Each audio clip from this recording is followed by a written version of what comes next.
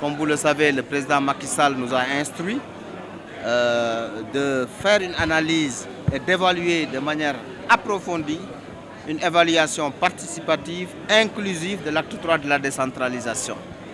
Nous avons noté avec satisfaction que de manière globale, les élus, les députés, tous ceux qui ont eu à prendre part à ce CRD ont noté que l'acte 3 est une très bonne chose.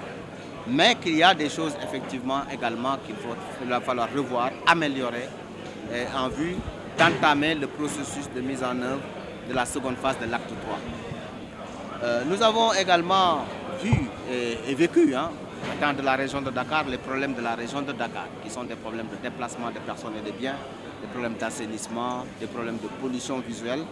Pour toutes ces questions, nous avons mis au devant également ce que l'État au niveau central, avec les grands projets du président Macky Sall, est en train de faire pour améliorer les conditions de vie des populations. Nous avons parlé du terre, nous avons parlé également des autoroutes, nous avons parlé du pôle de Diamniadio qui va être très important dans le sens d'équilibre de la région pour éviter que tout le flux entrant le matin et le flux sortant le soir se passe au niveau de Dakar, de la capitale, pour équilibrer un peu ces mouvements de personnes donc, dans le cadre de leur travail ou de leur occupation.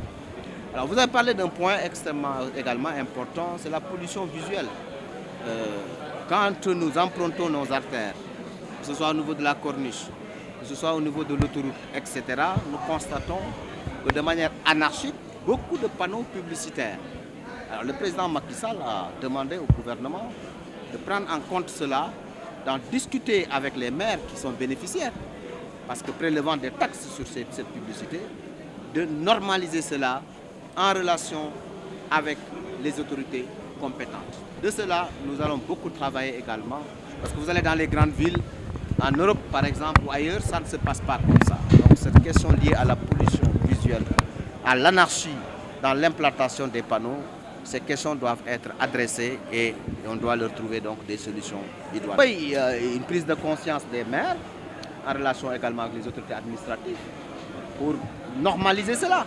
On ne peut pas avoir des panneaux avec des tailles différentes, des distances non réglementaires, sur 1 ou 2 mètres avoir plusieurs panneaux implantés. Bref, cela également même intègre le cadre de vie des populations. Mais également les touristes qui viennent au Sénégal pour la première fois ou qui y reviennent, qui voient un peu cette anarchie, cela pose problème. Et également, cette question a été fondamentalement étudiée lors de ce CRD. Et nous, ensemble, nous allons y trouver, nous allons y apporter une solution et une réponse. Comment comptez-vous régler ce problème de la pollution visuelle? Mais je l'ai dit tout à l'heure, je vois que ce problème vous intéresse. Oui, je l'ai dit, c'est des problèmes de concertation, d'application de la loi, parce qu'il y a des lois qui existent, mais on ne les applique pas, de concertation avec l'ensemble des maires, pour dire aussi que ce sont les maires qui, du fait peut-être des taxes qui sont tirées de ces implantations, ferment un peu les yeux. Eh bien, il est temps qu'on ouvre nous tous nos yeux et que nous réglementions, nous fassions appliquer la loi pour que notre environnement, notre cadre de vie s'améliore par rapport à cette pollution visuelle. Donc des concertations avec l'ensemble des maires, ces concertations vont se faire. Vous savez, le président de la République juge du niveau le plus pertinent pour mettre tel ou tel service dans un ministère. Le ministère de l'urbanisme, du cadre de vie, de l'hygiène publique, du logement, est un cadre adéquat pour pouvoir s'occuper également de gestion d'ordures ménagères. C'est une question aussi de cadre de vie. Vous savez, on peut mettre ça par ici ou par là, mais là où il est actuellement, là où elle est cette unité, c'est un niveau également pertinent pour pouvoir assurer une bonne gestion, une bonne collecte et rappeler que l'État met à peu près 17 milliards pour les collectivités territoriales et que ça ne sort pas de leur budget. Et je l'ai dit tantôt, il y a des collectivités qui ont quand même des ressources qui pourraient mettre beaucoup plus dans la gestion des ordures et dans d'autres dépenses que nous rendrons avec la révision de la nomenclature, nous rendrons ces dépenses obligatoires. Est-ce qu'on peut avoir une idée de la date de démarrage de la deuxième phase? Alors, nous venons de boucler 14 CRD dans 14 régions du Sénégal.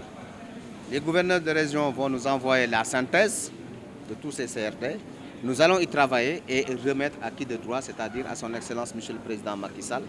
Et de ce point de vue-là, quand il aura tous les éléments, nous pourrons maintenant planifier sur la mise en œuvre de la seconde phase de l'acte 3. Mais de toute façon, cela se fera.